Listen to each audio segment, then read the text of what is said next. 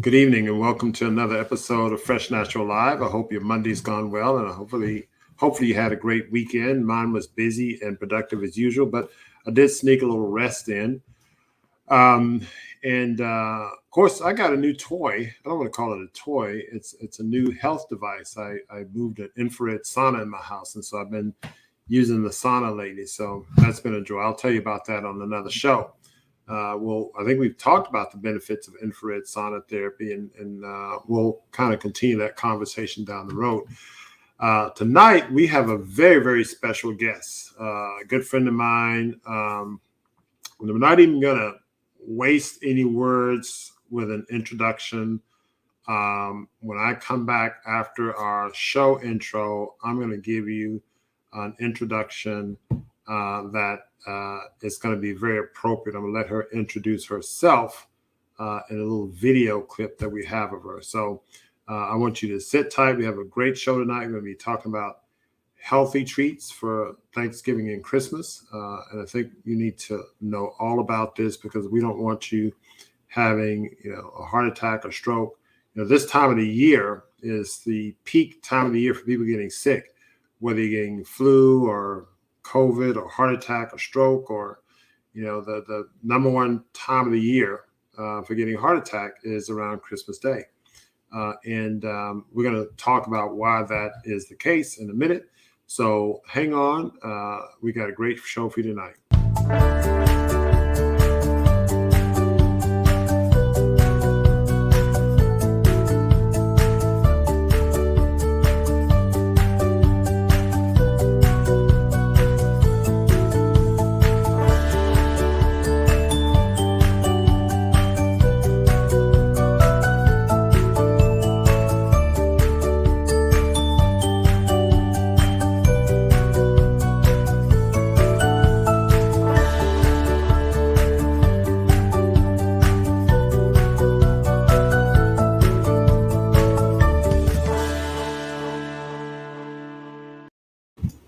Yes, hello again. And so, as I was alluding to in my intro, this is the season. It's all about, fun, festivities, and food.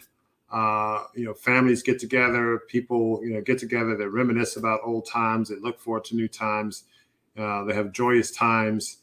And food is often in the center of it. As a healthcare practitioner, I'm nervous about this time of the year because many of my patients, they get off their, health regimen and they get on that old traditional, holiday food, the turkey, the giblets, the brisket. A lot of people fry the turkey, they fry everything. And it plays havoc on your heart, your liver, your kidneys, your GI system. And so I thought we'd have a conversation today, and no one better to converse with you about this topic is someone that's near and dear to my heart, who I've worked with for a number of years. She's been on the show before, and you know who she is, but I'm going to share this little video clip anyway, and then we're going to bring her on. Hey everybody, it's Chef Babette. I'm having a blast. You know what I do? I do best, desserts. And I'm inviting you to come over on any day, and I will be very happy to teach you how to make this delectable.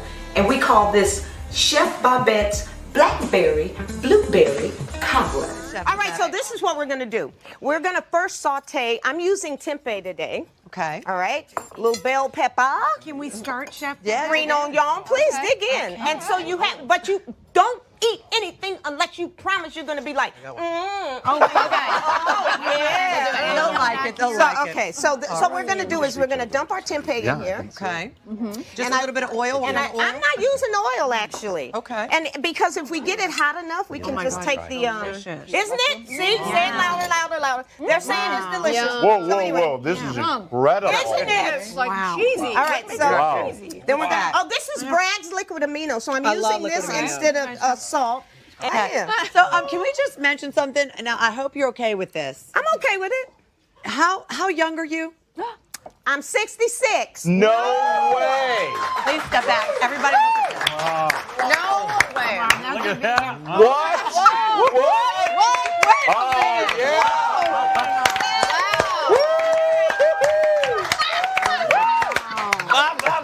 That's vegan You know what? shake. If that's just what that is. How about all of you come along with me and hang out with Chef B today?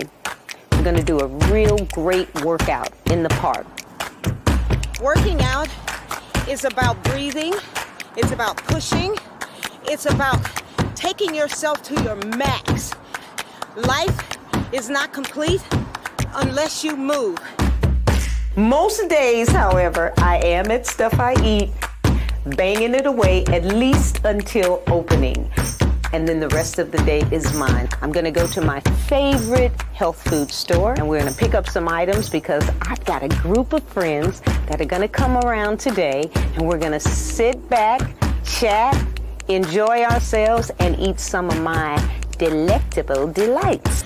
I gotta get this spiralizer. Bought one last night, left it. And I need one. And I'm trying to be a little frugal, but at the same time, I want to make sure that this ain't gonna jack me out of my money. So you know what I think I'm gonna do? I think I'm gonna just go with the $20 spiralizer. I know this one will work. $19.99. This is what I'm getting today for our raw spaghetti. I got my team here, all my ladies, and we're getting ready to prepare spaghetti sauce for y'all. So what we're gonna do is we're actually making one sauce, but it's so darn versatile. You can actually eat it raw or live, or we can heat it as we have some heating over there. And so you can either have pasta, you can have spiralized zucchini. It's just a super versatile sauce. Right now, we're gonna get ready to dive in and make all of you viewing this very, very jealous. Let's eat, y'all. And the beauty to all of this is that at my age, at 66 years old, outside of the restaurant, I can still have such a fantastic time and I have the energy to enjoy myself. So today it's Saturday, I gathered with friends and it was absolutely wonderful. Have a great day. Bye. Why you laughing at me?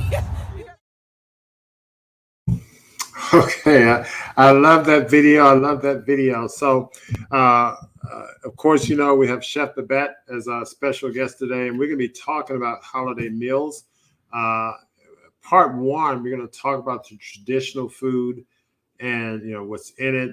And you know, I used to eat this stuff. We all used to eat this stuff. And we're going to talk about, you know, what's wrong with it. I mean, people say, well, what's wrong with a little bit of, you know, chicken or turkey or whatever the case is. And we're going to give you insight to that. But we're not just going to state the problem. We're going to give you a solution. So part two, we're going to give you a solution. And Chef Babette is going to help us with some great ideas in terms of alternative food that we can have that's not only as delicious, but more delicious and better for you. So stay tuned. Before I bring Chef Babette on, I want to bring my friend and colleague, Dr. Celeste Palmer. Dr. Palmer, how are you doing today? I'm well. She was busy saving lives in the clinic and made it here in time to visit with us.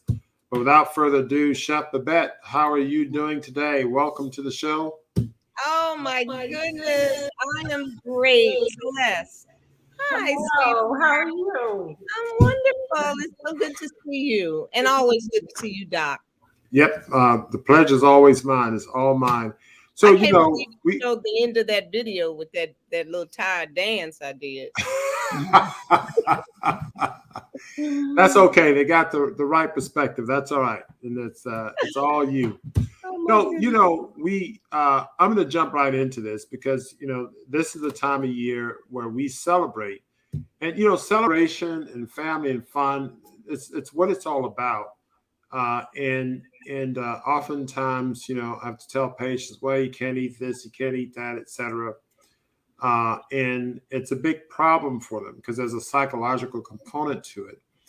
What I want us to do, and I want you to help us do, is kind of break this down in the sense that, you know, you can go back to the days before you were Chef Babette and eating the way you're eating.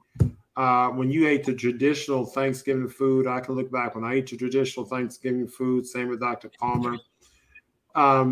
Help us go back to those days in your personal experience what you did, how you experienced that, and help share with the audience, the problems with that tradition, even though we hold it near and dear to our hearts. What's your take on this? Well, I was born to a Southern mother who loved to cook. She was a cook. She loved to share her dishes. And for the type of food that she was cooking, she was considered a very good cook.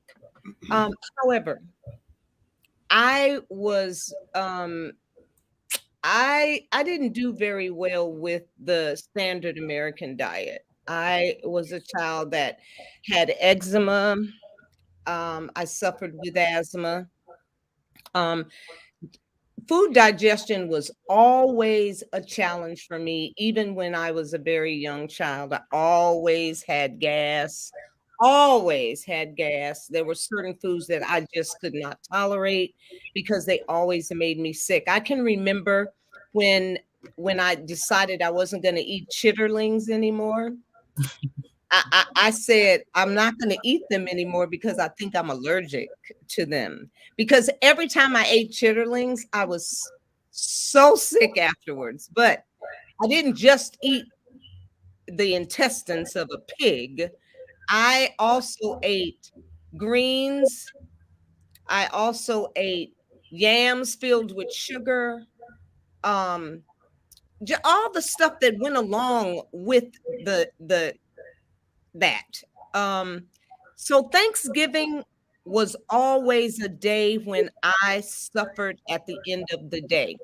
My daughter was born on November 27th, which the year she was born in 1971, I think that was the day after Thanksgiving. I went into labor that night, but I had so much indigestion. I was miserable that night. So basically, it taught me that there was just something about this food that did not agree with me, and I could not seem to break it down. Plus the fact that I combined everything together. I ate all of it in one sitting. There was, you know what I mean? Food combining, I didn't even know what that was. So you can just imagine on a day like Thanksgiving, and I was traditional. I tried to put everything on my plate. My mother used to make sweet potato pies. I thought she made some of the best sweet potato pies on the planet. But I can remember my mama using a dozen eggs in her sweet potato pies.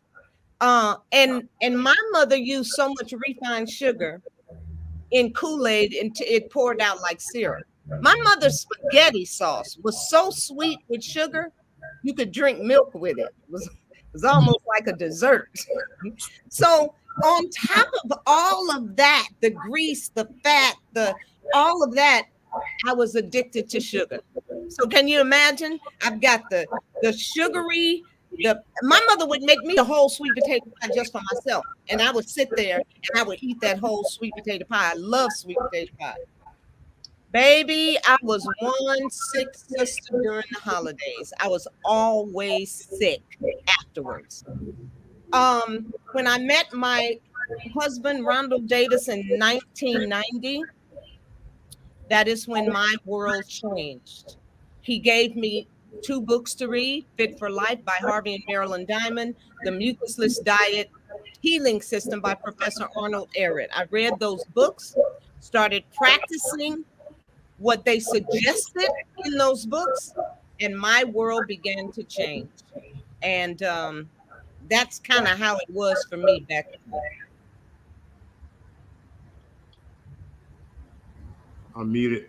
So the interesting thing that you point out is that on the one hand, you enjoyed the food, but then when it got into your system, you didn't like it. Hey, it's interesting. I was in our Sunday school class this weekend. We were studying Revelation. Then there was a verse in Revelation. I think it's actually chapter 8 or maybe 5, or even earlier than that, where the angel tells John to take the book. And it was actually chapter 8. is takes a book and to eat the book. He says the book is going to be sweet to your tongue, but bitter to your stomach. And so it sounds like that's what you're describing. The food was sweet to your tongue, but bitter to your stomach. And a lot of people have that experience with food. It's sweet to the tongue, but bitter to the stomach, bitter to the heart, bitter to the liver, bitter to the brain, bitter to the muscles, bitter to the joint. And you have that dichotomy that it's hard to break. And you love it, but then there's a love-hate relationship. You love the food, it hates you. And we see a lot of that during this time of the year. Right. And also I find that what we do is we're miserable afterwards, but we make excuses like what we've done is just normal. I mean, it's just normal. It's just the way you're going to feel after you eat all this stuff. Well, that does not make real good, rational sense. What you think, Celeste? Well, I'm thinking about my experience, and my body I didn't get those signals that something was wrong. So I think that's where a lot of people get confused, because they don't get the signals that this is a problem. You have Thanksgiving dinner, the next day you have leftovers, the next day you have more leftovers, you have pies for breakfast, lunch, and dinner. It's that feel good moment. And so I'm just reflecting on my experience. I had to make a conscious decision to make a change, because those things, I didn't get a direct signal. Now, certain things like milk has never really agreed with me. So I know, ice cream is not one of my things. But the other things, I'm like, well, what's wrong with my macaroni and cheese? What's wrong with my, we do like a crab casserole. What's wrong with my crab casserole? So, it had to be a conscious decision up here for me to kind of make the change that I made. And I think some people, you have to say, I had to do the research. Like you said, you read those books, the research to figure out what our body is supposed to receive, and then make the changes from there. Because I think when you pour in so many things at the same time over years, like we've all done, the body doesn't know what to signal. Now, if I go back and I try to do any of that now, I'll get a signal. Yeah. Right. You're absolutely right. I guess I was just so miserable afterwards, because when I was a young child, I suffered with earache. So in other words, my little body was just always filled with a lot of inflammation. Wouldn't you say, Doc? With the eczema, the asthma, all that is just a lot of mucus, just a buildup of mucus. And I believe that because I was just very, very sensitive all my life. So of course, Thanksgiving would be a harsh day for me. You know what I mean? No, I couldn't do dairy at all, but I tried, obviously. Doctors told me I was allergic to nuts. Oh, wow. And so,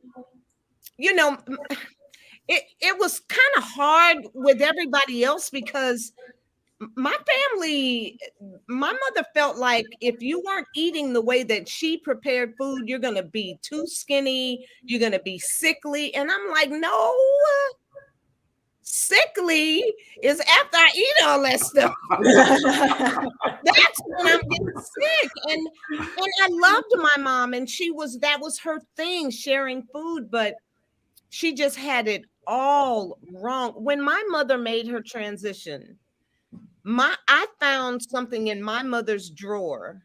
It was a bag of this glistening, you know what it was, Doc? It was MSG. Go to the Asian markets, and she would buy that MSG in a bag. And my mother had me so addicted to MSG that I would go. There's a place in LA I can right now, Harold and Bales. They sold good seafood, I believe, whatever.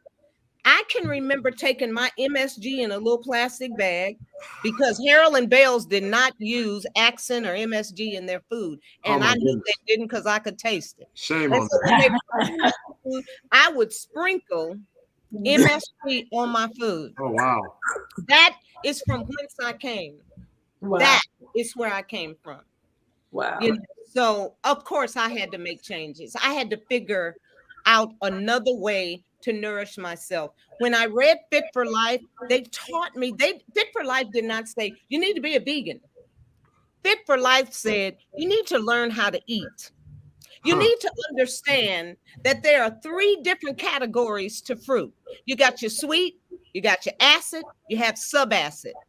You'll have your melons. Melons should be eaten alone. Your sweet and your subacid are compatible, but your acid and your sweet are not compatible. I didn't know all that stuff.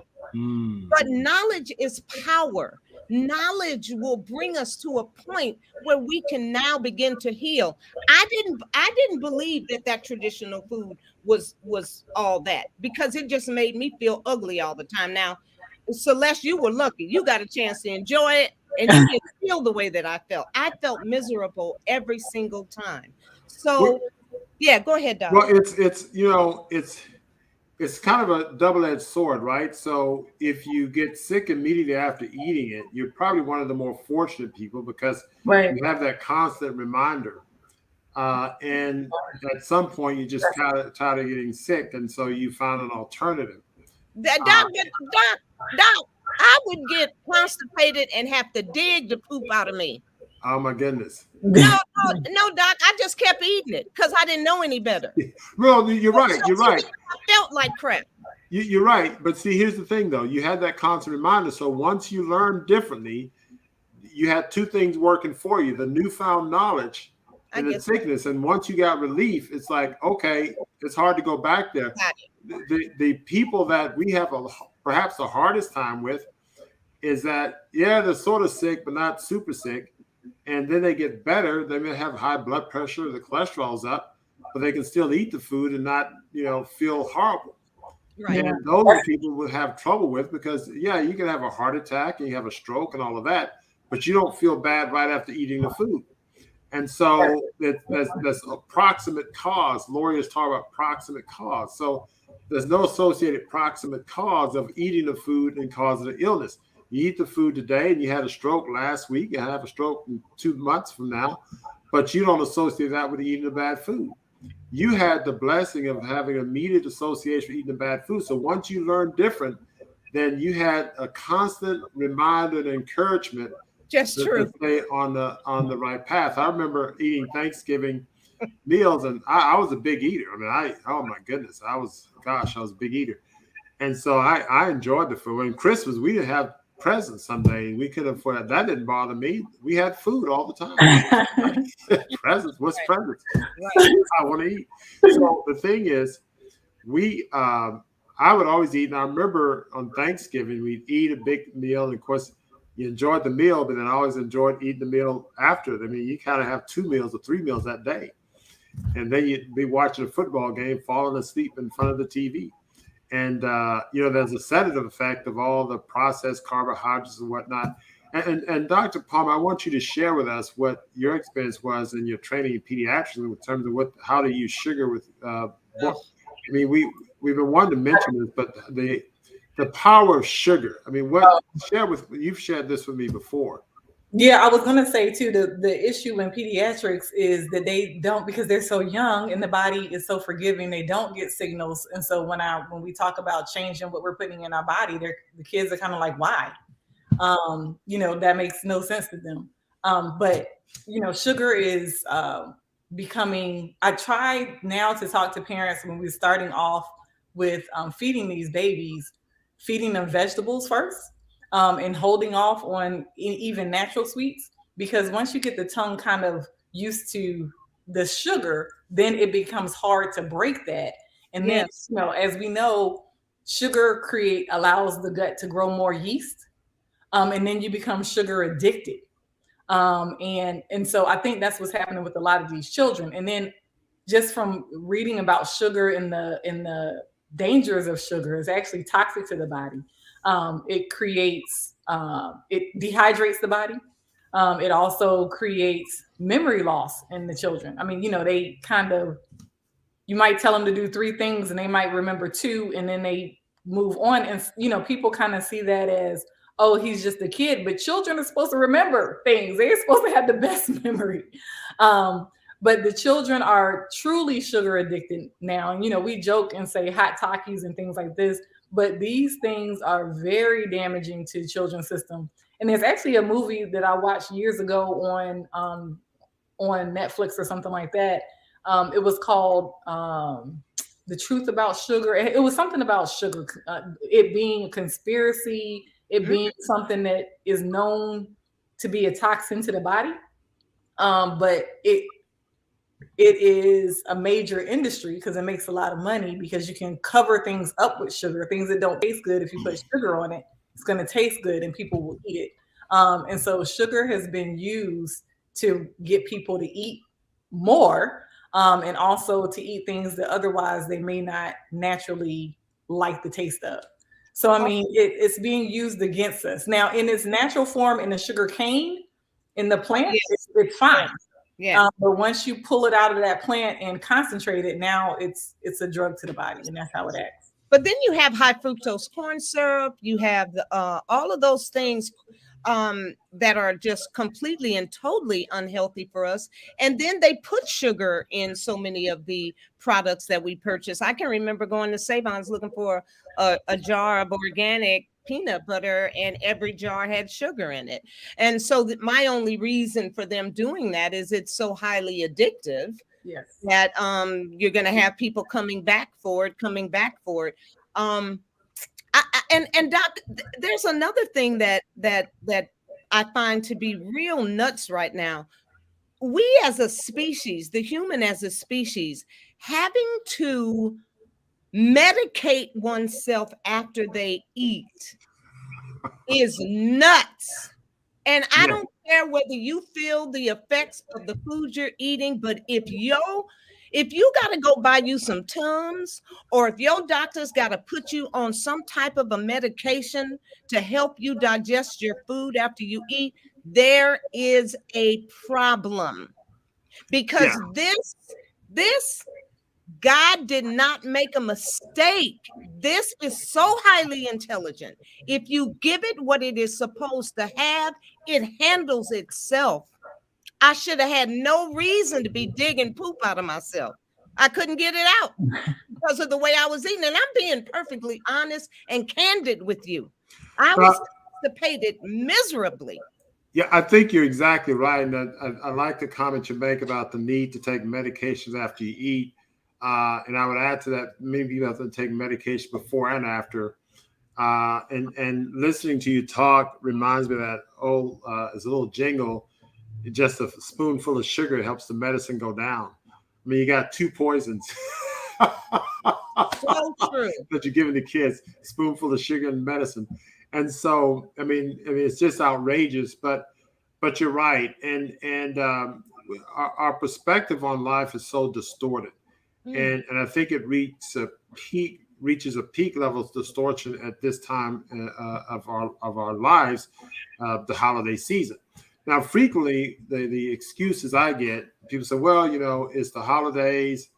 I want to enjoy my life, want to enjoy my family, want to enjoy this, that, and the other.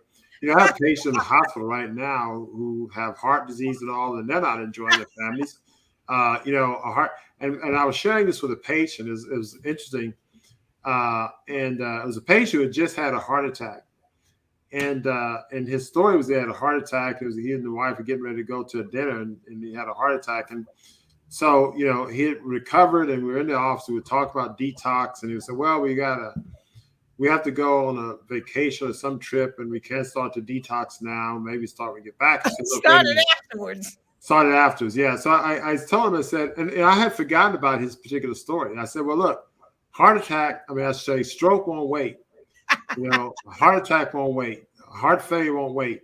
I've never seen anybody cancel a heart attack to go to an event. I've always seen them cancel an event for the heart attack. And I didn't remember that was exactly his story. And he looked at his wife and he nodded and said, yep, we were getting ready to go to an event. That night had a tuxedo and everything. And they had to cancel because he had chest pain and went in with a heart attack.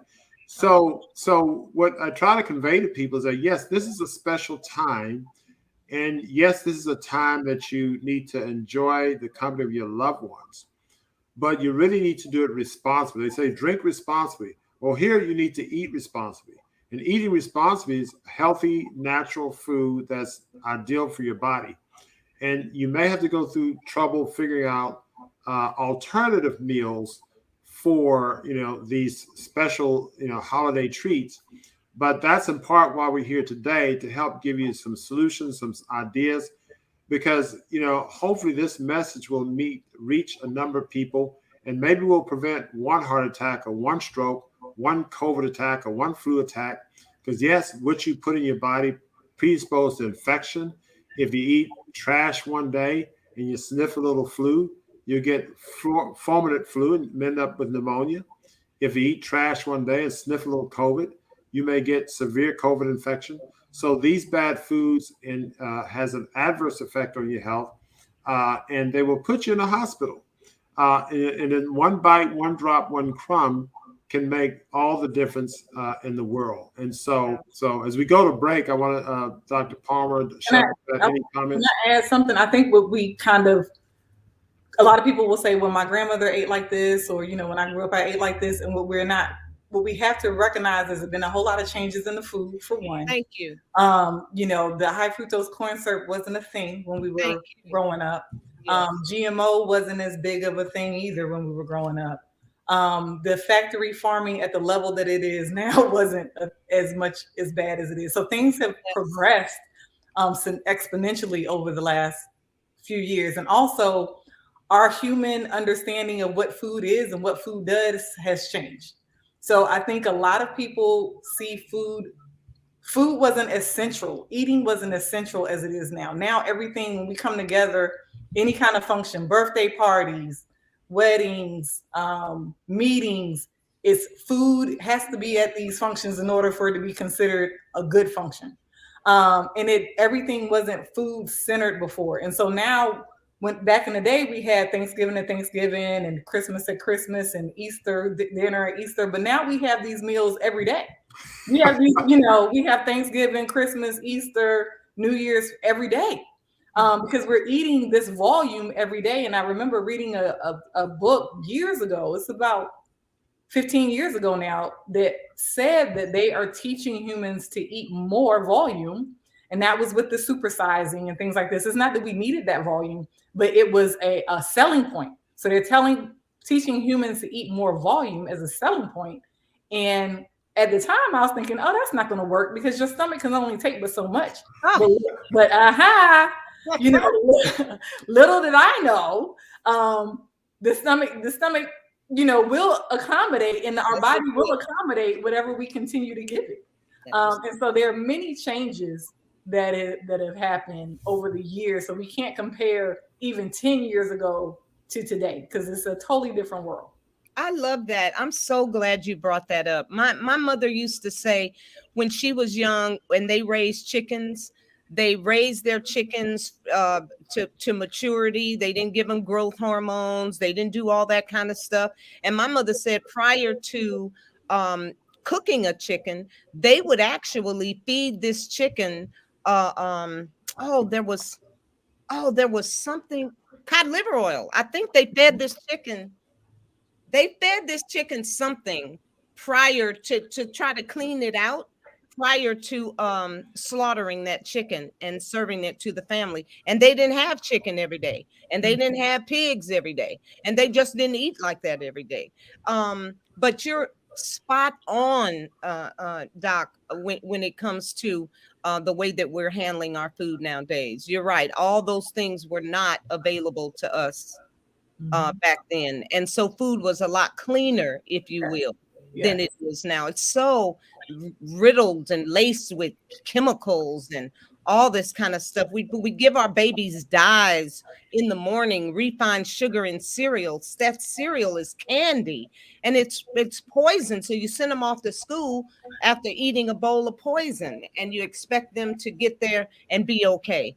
So, Doc. So it's crazy. One there's a comment I'd like to comment on in a minute, Dr. Palmer, but you're right. and the whole issue with the food being toxic.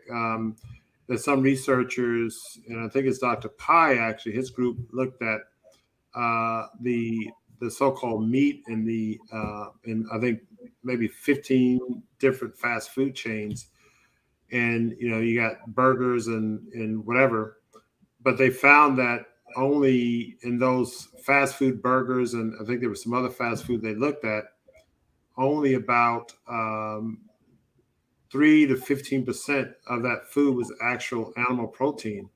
There were a lot of chemicals and things and other fillers and corn and what have you that made it up. So to your point, the food is much more toxic. Not that the animal protein is healthy, but it's much more toxic now in terms of how the animals are treated, in terms of how the food is processed. Nicole had this comment, Dr. Palmer. I think you may have seen it. Yeah. So what is your comments on once your Halloween candy? I think the Halloween candy kind of warms up the rest of the season. Well, it does. I mean, what I see at work is like once Halloween comes, the clinics are busy because the kids start, every parents have this idea that Halloween is okay for children to, again, eat candy for breakfast, lunch, and dinner. And I'm saying that, but I've had parents tell me that their child had candy for breakfast, and they'll come in vomiting, nausea, and these things. So you can't do this. Just like you said, the heart attack doesn't wait for the holiday to pass or the vacation to pass. Sickness is not going to wait for this to pass. Another thing, as the food has changed, also these candies that they're feeding the children and everybody else has changed. They have more fillers, they have more chemicals. I don't know if they even claim that candy is clean or organic. I don't know, because I don't even look at that anymore. I may have seen some labels with organic candy, but it's crazy. But Doctor, I'm always amazed when you share the story about when you were doing your OB rotation and your training, and they do the circumcision. I mean, what did they used to use to anesthetize a baby's circumcision? We use sugar. But basically, when this is what they don't do this anymore because now they actually have to do a block. But we used to use put a pacifier in a little cup of sugar, and you give that to the baby to kind of calm them while they do the circumcision to the little boys. It will last for, maybe about a minute or so. And so then you redip the pacifier and give it back to them. And it actually does calm them significantly when you use it. So that shows you the power of sugar also in being used as to sedate the baby somewhat. That's incredible. That's incredible. Yeah, that's so a very powerful thing. So, well, I think we've done a good job of laying out the facts, and I don't know if we spoiled your Thanksgiving or Christmas dinner or not, but what I want to do is at the other side of the break, I want to come back and we want to give you some solutions. So, what can you do instead? So, and it's my argument is that you can actually have food that's better. And there are lots of food that are comfort foods that won't harm you. They're plant-based comfort foods, and Chef Babette's going to help us with that. So hang tight. We'll be back after this break, and we're going to share with you a wonderful solution.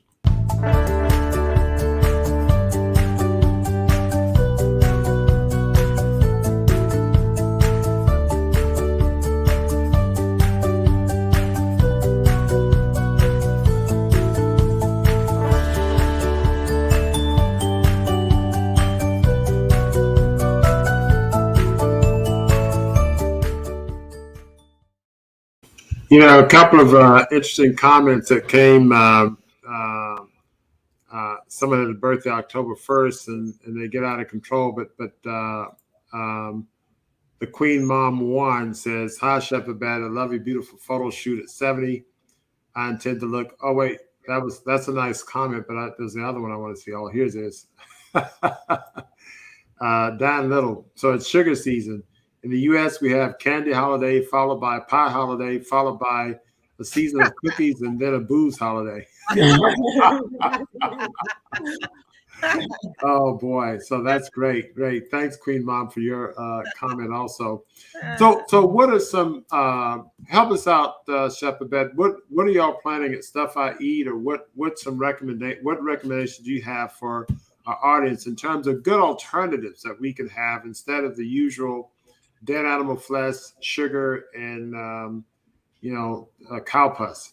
Well, traditionally, I love the cow puss. But traditionally, Stuff I Eat has always, on Thanksgiving, we just sell a Thanksgiving meal. So you can order in advance, as people are ordering right now for this meal.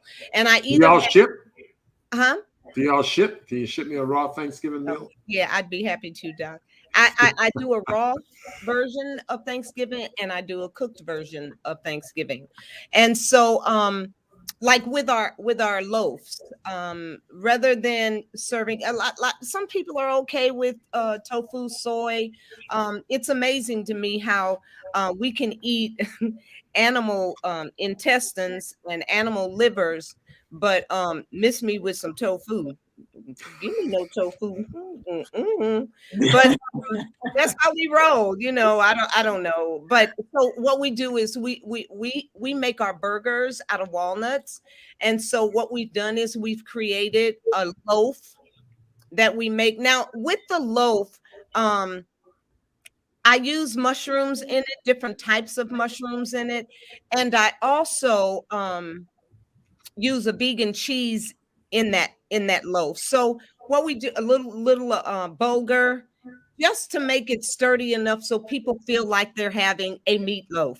You know what I mean? So in terms of the raw, we come up with different ideas because people like that whole fleshy thing along with the dressing.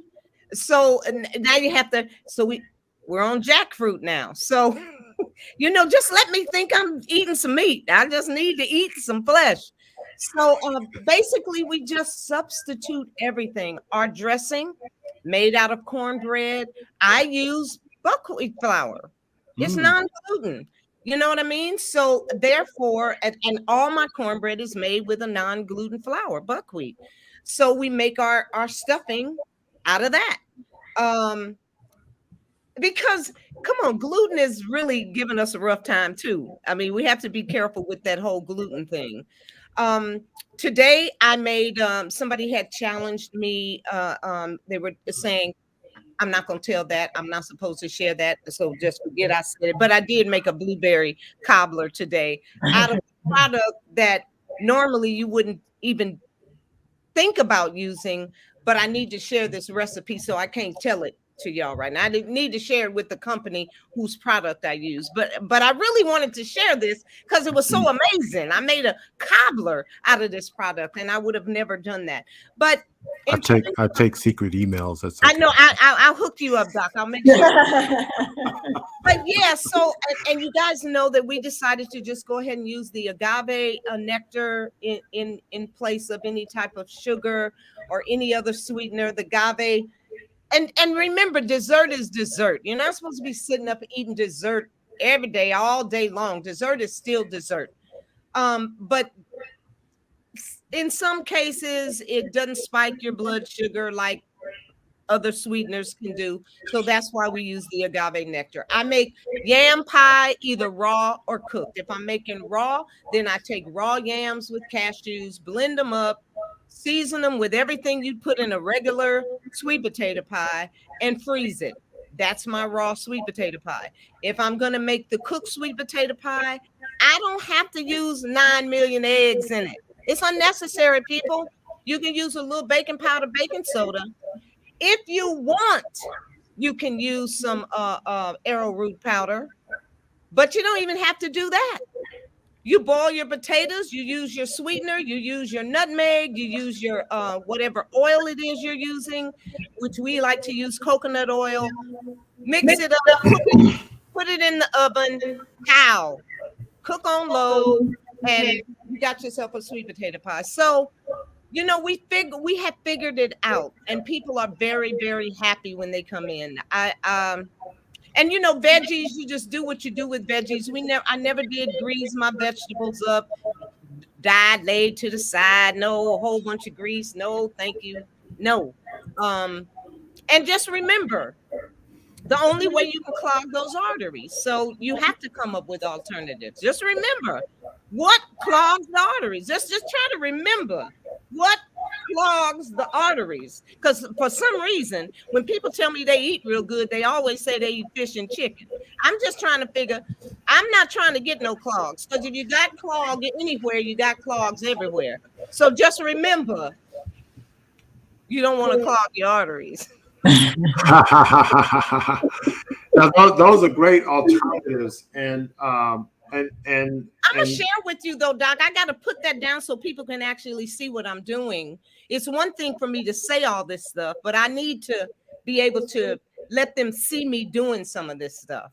We're gonna bring, this is part 1, by the way. Cool. Part 2 is gonna be right after Thanksgiving, before Christmas. So Cool. So this, as the title implies, this is part 1.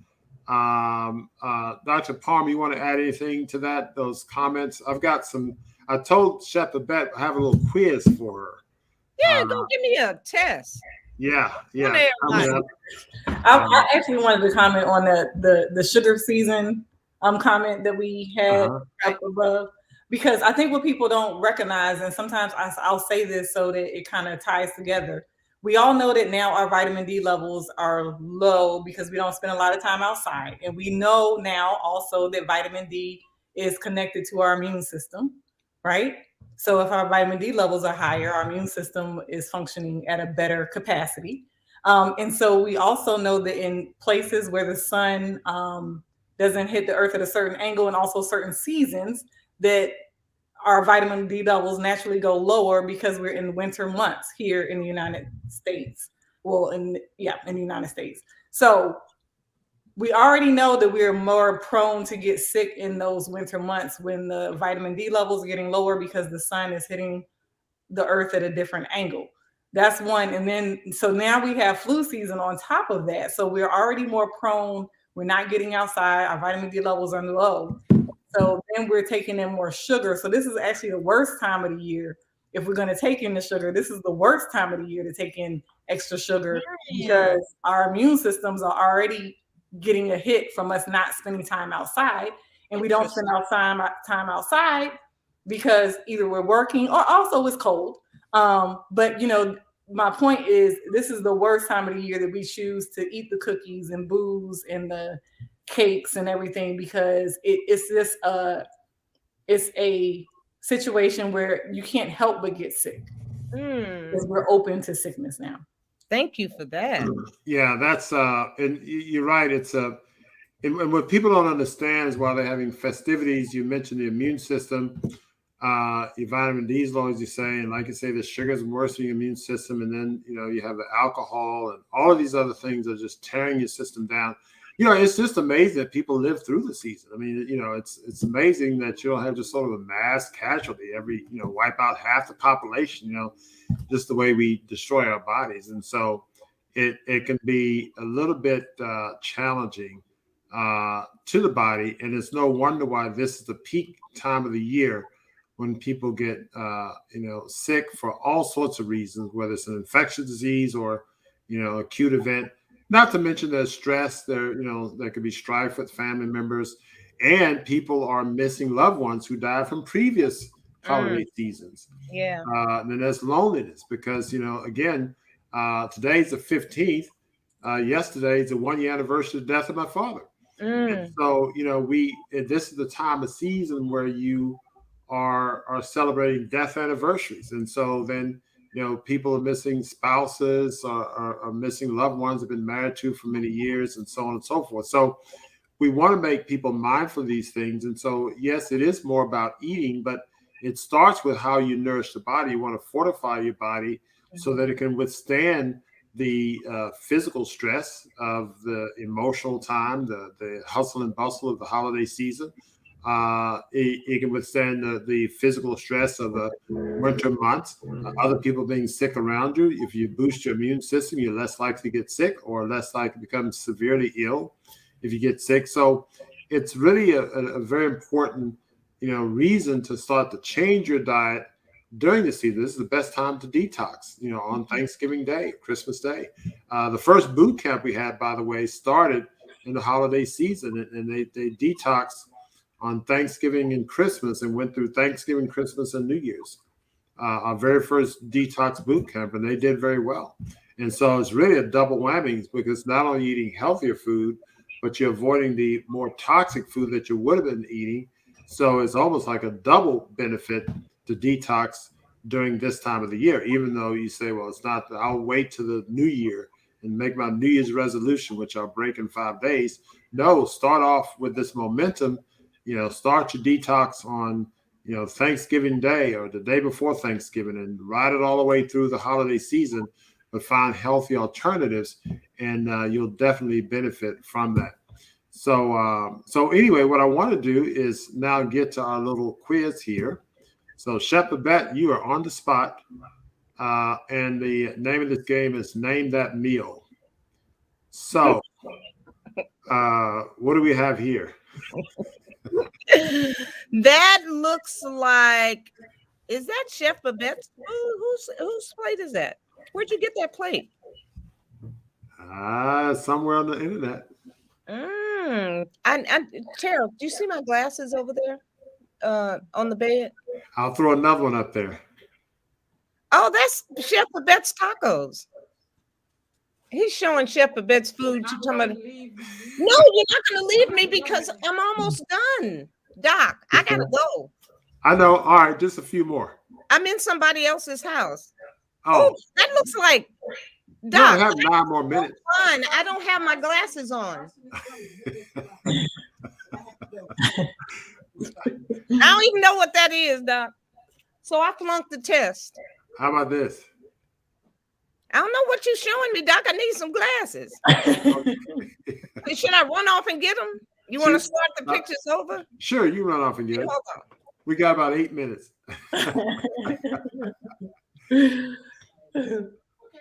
Oh boy! I've seen that. This is a burrito. Yeah, so this is a burrito. Mm-hmm. All right, now let's see. Oh yeah, that's a burrito. That's see, I'm right. That's the lava burrito at Stuff I Eat. What's the other one?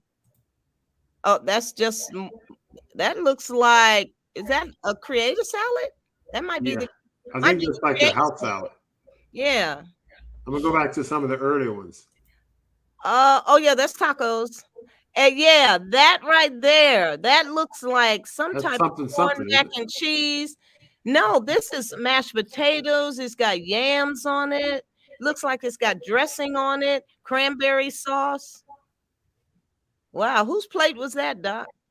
I don't know. Oh, you found it online? Your customers put it. What is this? This is something. Oh my, that looks special. That looks almost like it's a wild rice mixture with tomatoes and some kind of mango something with a salad and portobello mushrooms. Yep.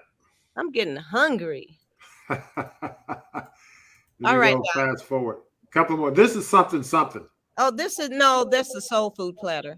A soul food platter? Oh, yeah, cornbread. Tofu, greens, cornbread, mac and cheese, yams, greens, and black eyed peas.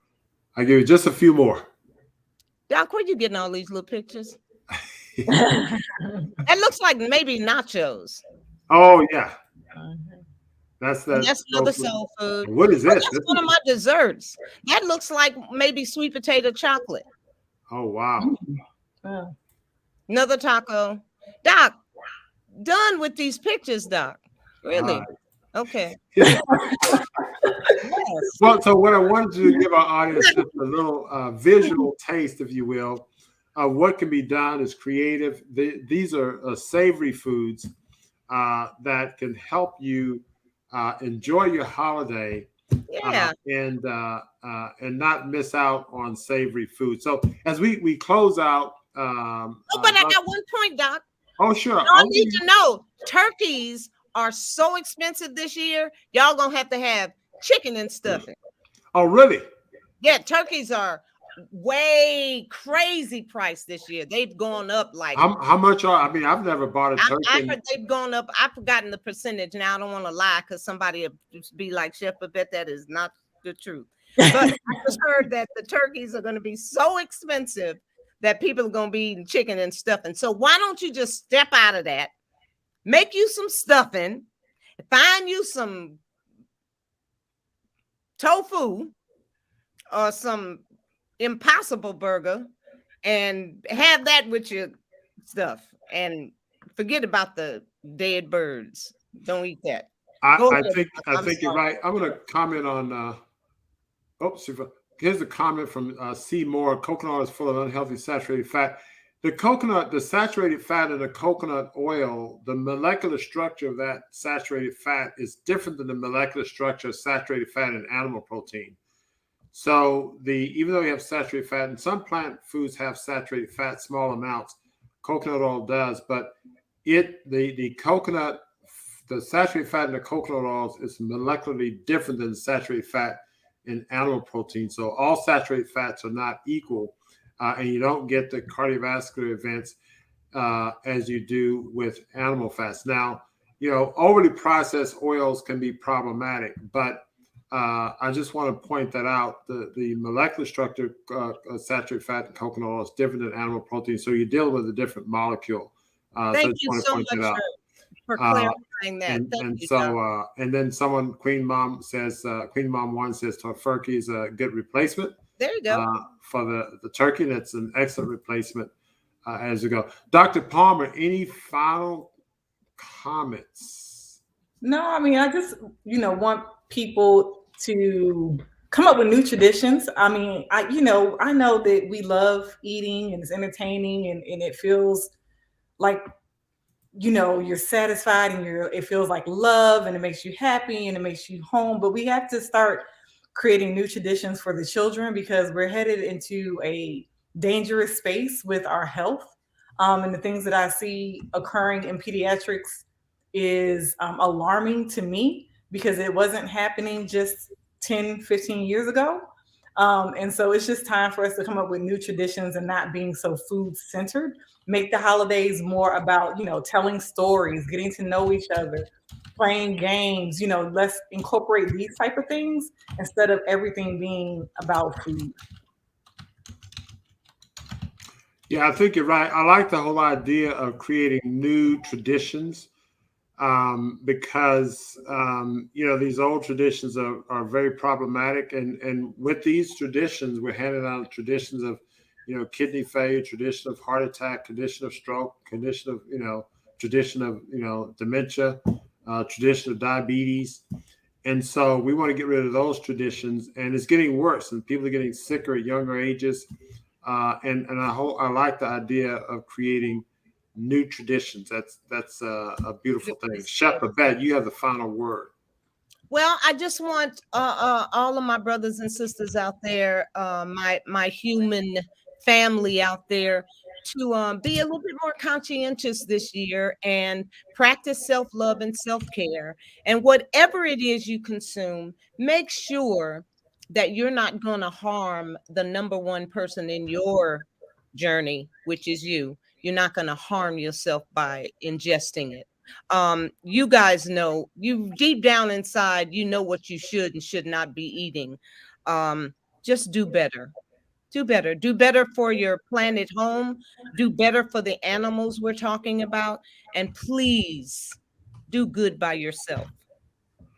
Yeah, I really like those comments. And one of the people online asked if you ship, and I said, yes, contact the restaurant. I put your name and everything in the chat. Yeah, perfect. Thank you. And also what I'll do before we go off, let me go ahead and put it in a banner so that people can see it.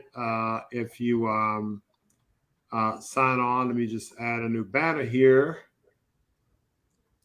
And Dr. Celeste, thank you for what it is you do. I appreciate you so much. And Doc, I appreciate you. I appreciate you so much. Yeah, this is we appreciate you because this makes it real for everybody. So I'm gonna make this a banner. Hold on one second. I'll put this on the screen. So everybody can contact Chef Babette. Hey, that's my stuff. Yeah. And we will put it on the ticker tape also. Oh, thank you. Jeff. So, yeah, do reach out and call them. They can ship the raw vegan Thanksgiving meal and ship everything else. I'm going to leave this on the screen the whole time as we close out. So I'm going to see you guys backstage as I finish up with our group here. Thank you very much, Dr. Palmer and Chef Babette. And thank you for joining us tonight. And for those of you who found this to be enjoyable and informative, please take the time and hit the like button, hit the thumbs up, give us a thumbs up, or give us a love for this. Also share this information with a loved one, a friend, a neighbor. This is a message of encouragement. People like Chef Babette are very rare. She lives the lifestyle that she preaches. And she's very encouraging. I'm always encouraged when I have her on the show. Very upbeat, energetic, and pretty much to the point. And I think you try some of the delicious food that they're preparing. I've been to Stuff I Eat a number of times. I go there every time I go to the Los Angeles area. The food is delicious, and the Thanksgiving food, again, is delicious. So I want you to keep this, take this to heart. Make the change this year. Don't wait till next year. Don't wait till year after next. Yes, you may be going to family members. Take a salad. Take whatever. Try something new. Start new traditions, as Dr. Palmer put it, because the time to make the change is now. Hopefully, this information will prevent a heart attack, prevent a stroke, prevent a hospitalization for any kind of illness, just based on making a simple change with what you eat. We all have to take this, and if not, you only think about yourself, think about your loved ones, think about your children, grandchildren, nieces, nephews. Try to encourage them to eat well also. So until next time, keep it fresh, natural, and live.